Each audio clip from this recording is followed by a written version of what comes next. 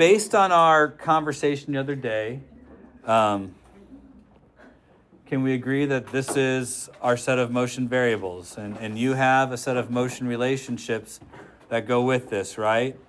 You should have a total of 5. I believe we only talked about a couple of them, right? But you could probably have made all 5 of them had you been real go-getters. In fact, if you put those on a note card, I will probably let you use them on the next couple of quizzes. Not your next test, but your next couple of quizzes. So if you have your 5 rotational motion equations, they might be of use to you. Now, we had other variables here, but the time we're going to agree to use is 12.1. What other variable did you know here? You guys observed the event. Which other variables did you know? Go ahead. Okay. What was it? I think so. We tried to start it from rest. I might have bumped it a little bit, but I think it was from rest. Yes? Angular displacement? What was it? Well, it's 6 rotations. 6 rotations, sure.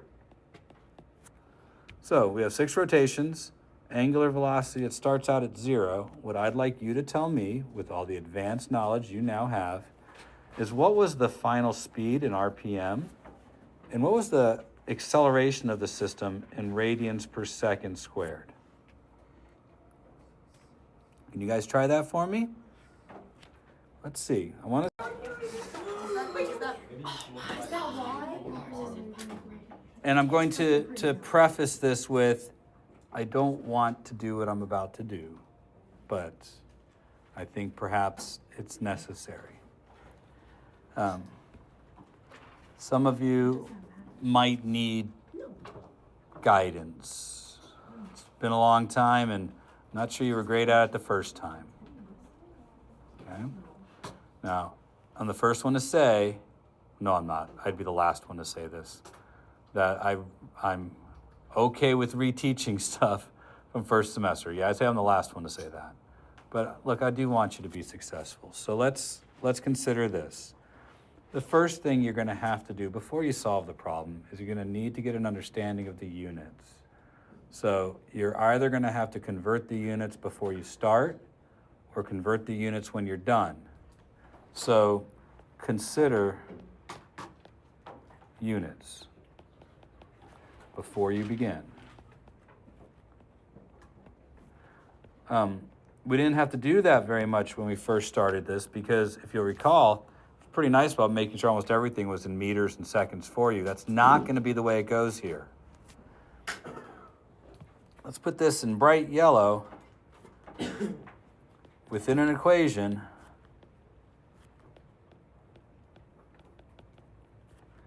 everything has to have consistent units.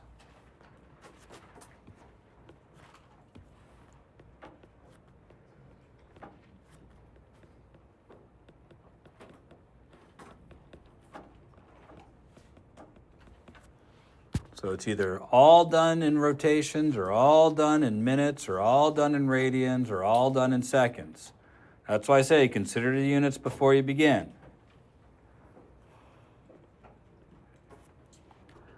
This is still employing motion equations. So you still must have 3 pieces of information to find the 4th.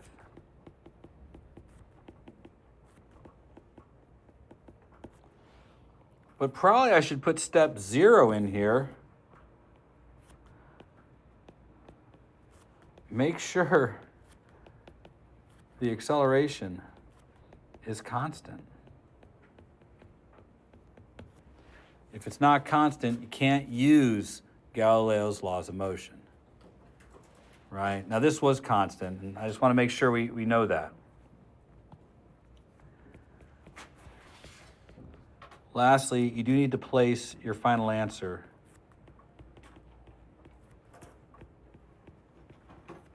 in appropriate units.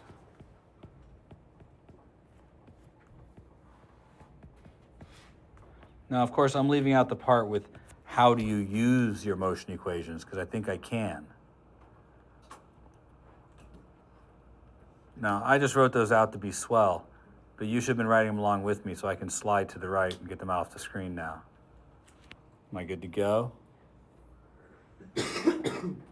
Swipe right. I don't really know what that means. Is swipe right saying no or saying yes? I think that's yes. Yes. Ooh, my wife would be frustrated then. I don't know. I don't do those things. Swipe left. What's that? What does that mean? No. Oh, okay. Now I get what you were asking. All right, let's move the screen in this direction. Now, assuming that you didn't have those, let's say we wanted to solve for omega first, okay? Rotations per minute. So I'm already in rotations, but I'm not in minutes. So I have to decide, do I convert the 12.1 seconds to minutes before I start or when I'm done? It is the same amount of work, so it really doesn't matter. So I'm going to make this choice and say we convert afterwards. I'm going to choose a relationship that has all of these things in it. And I, like you, have them memorized. So I will write from memory delta theta equals 1/2 omega naught plus omega times t. Because I'm sure you have all those. Because you, being industrious students, probably have this just so solidly locked in your memory and can just translate it as we go. And if I'm being sarcastic, in my head, I'm not. Do you follow what I'm going? College class where you were told to make sure you had these 5 things because they're all the same from before? Yeah. So we'll just slide that sucker back up there as if it wasn't there, and you already have it all ready to go. But yes, that's my level of expectation. 6 equals 1/2 times 0 plus unknown, times 12.1. Multiply 6 by 2, get 12, divided by 12.1, and get something around 1/2, but let's see. I'm sorry, something around 1. So omega is 0.99 and some change.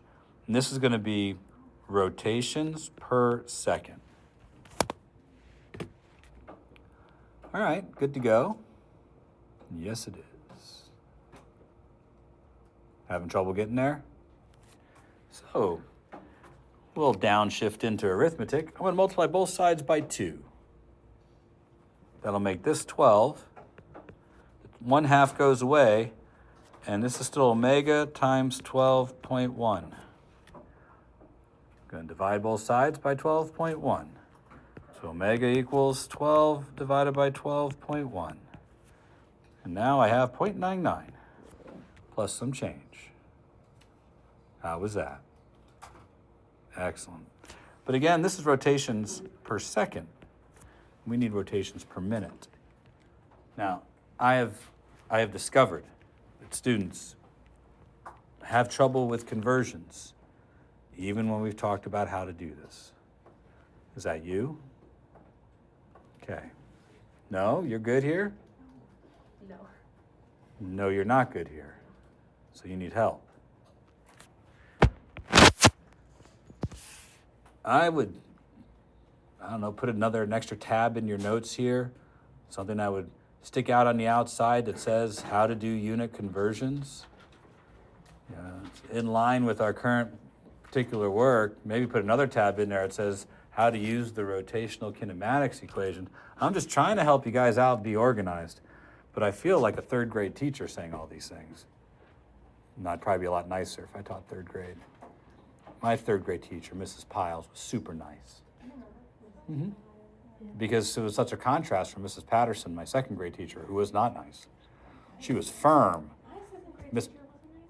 But my 2nd grade teacher was like old, and my 3rd grade teacher was one of them brand new hip teachers. So yeah, 3rd grade was smooth sailing, Mrs. Pyle. Over there at Woodgrove Elementary School. All right, back to work. And this is just me being nice. I don't want to do this. So 0.99 rotations per second. Set up my thing as a fraction. And I want to convert. So that's step 1. Write your value as a fraction. Step 2, I like to have you as students put your target units on the right side.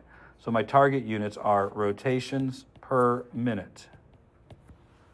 So we know where we're starting and we know where we're ending. Part of the reason I have you do it this way is what if you have to do multiple conversions?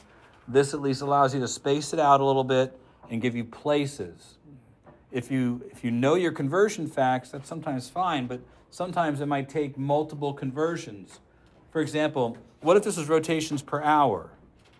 Well, I know a conversion fact for seconds to minute, and I know another conversion fact from minutes to hours, but I don't have one at the ready for seconds to hours. Does that make sense? So having space to do multiple conversion facts is why you should leave some space here. I'm gonna do my first, and I'm gonna, in my head, I'm gonna say, I know a conversion fact. That will take seconds and make it minutes. So I'll put a parenthesis, it's a placeholder for a fraction that's gonna go here. And I put one of these fractions for everything I'm going to have to convert. We all good? All righty. So now, see, step 1, write your thing as a fraction. Step 2, put in your target. Step 3, put in a placeholder for each fraction required for each conversion. I'm saying it in step form. You guys like step form. Good. So did you write, you're on step number 3? Well, step number 4, apply your conversion fact. Start by seeing where your units are. My seconds are in the denominator. So place seconds on the opposite side. So place the thing you're trying to convert on the opposite side of the fraction. That's going to cancel them. And then place where you want to go on whatever the available side is. So is that step 4 or 5? I don't know. Step 4, fill in your conversion fact by placing what you're trying to get rid of on the opposite side of the fraction. And what you want to be left with on the remaining side of the fraction.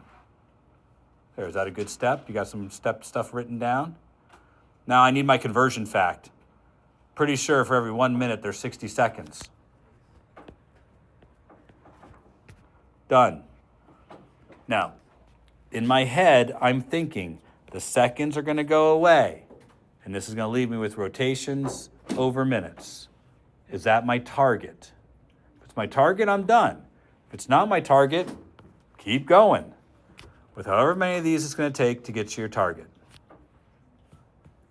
However, I'm done. Equal sign. Multiply across on the top, 0.99 times 60. Multiply across on the bottom, 1. There, we're good. So now I break out the handy-dandy calculator, multiply, and I get 59.5 RPM.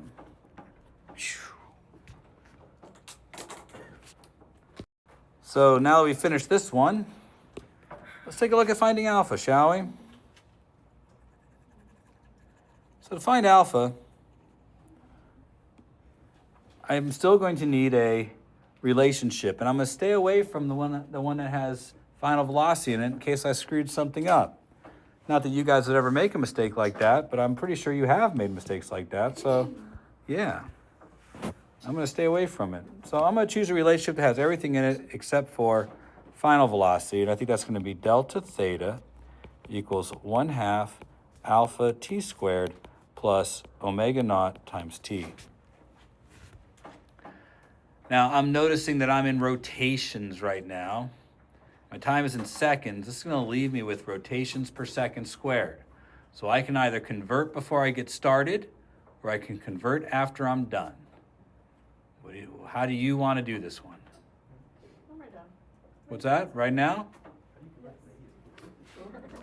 What did you say, Allie? I wasn't listening. I said when we're done. When we're done? Okay, we'll do it when we're done. Now, remember, in any of these, you have to make sure everything's in the same units. So we're pretty lucky here because we only have one term that has the rotation part in it, so it's going to be in rotations. And we have one thing that has time in it, it's going to be in seconds, and that's because this is 0. So it's the same unit, whether it's rotations or radians. So I'll have 6 equals 1/2 alpha times 12.1 squared. Normally I wouldn't do this, but I have reason to. I'm going to multiply both sides by 2 first, because I love talking out my arithmetic. I'm going to divide both sides by 12.1 squared.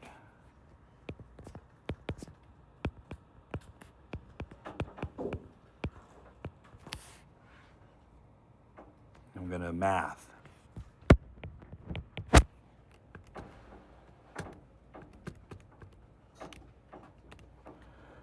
Whoa, it's a little bitty number. This is rotations per second squared. Now, tell you what we're going to do. I want you guys to be learned people. I'm going to change the rules. Ready? This is just for you. I have decided, because I'm taking so long and I'm talking so slow, and my brain is going nice and fast because it's got that caffeinated tea, which tastes like tree bark. My tea's getting a little old, needs some new stuff. That I have decided I want it in radians per minute squared. Because I don't think you know how to do conversions like this when something is squared. You barely know how to do them when it's not squared. You understand what I'm saying? Because right now we have rotations per second squared, and I want radians per minute squared. That's a lot of converting to do. I'm excited about the converting we're going to do. You ready? I'm going to start by writing my term as a fraction, 0.08196 rotations per second squared. I'm going to consider what my target is. My target's going to be radians per minute squared. Oh, this is a pretty good accent, I think. It's almost like I grew up talking like this, but I did not. If I did, I probably would pummel myself with a hammer and get myself out of that misery.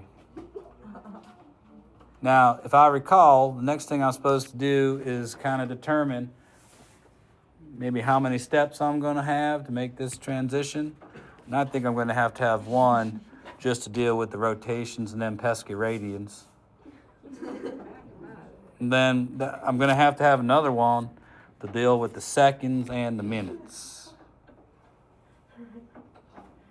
What's so funny? Nothing.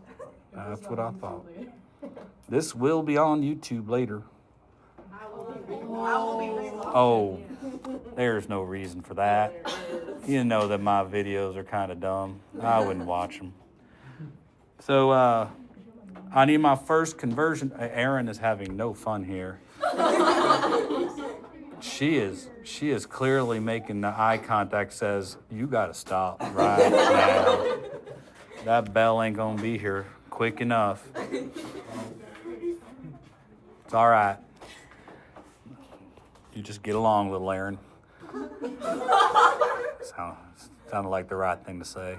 I'm going to start with my first conversion fact. I have rotations on the top. I'm going to put rotations on the bottom, which will put radians on the top. Do you have a conversion fact that'll work? Rotations to yes. Isn't it 2 pi r, right? Oh, not just 2 pi.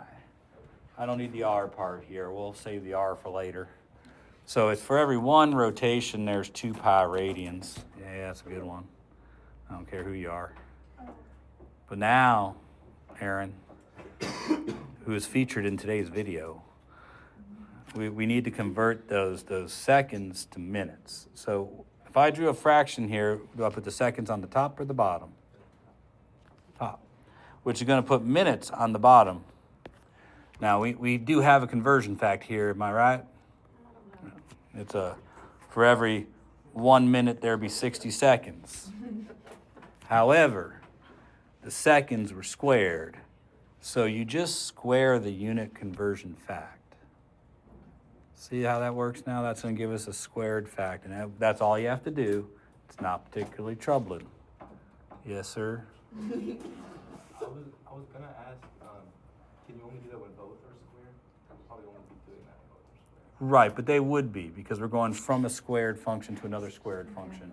And I bring it up because there might be a time in our future where you have to take something like we used in chemistry, grams per cubic centimeter, and maybe move it to like kilograms per cubic meter, because we got to do that for our last unit of the year. So I think you'll all be good at it. You will. By darn tootin'. All right, so multiply across on the bottom, multiply across on the top, and I'm going to get 0.08196 times 2 pi times 60 squared. Now, we have to do that arithmetic, and it's pesky.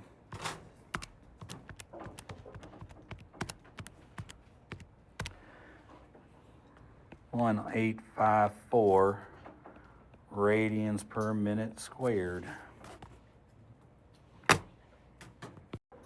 Well, I didn't because, but I could say cross the seconds out with the seconds squared there, and cross the rotations out with the rotations there. So it would leave me with radians and minutes squared. So we're okay. That all right? That all right?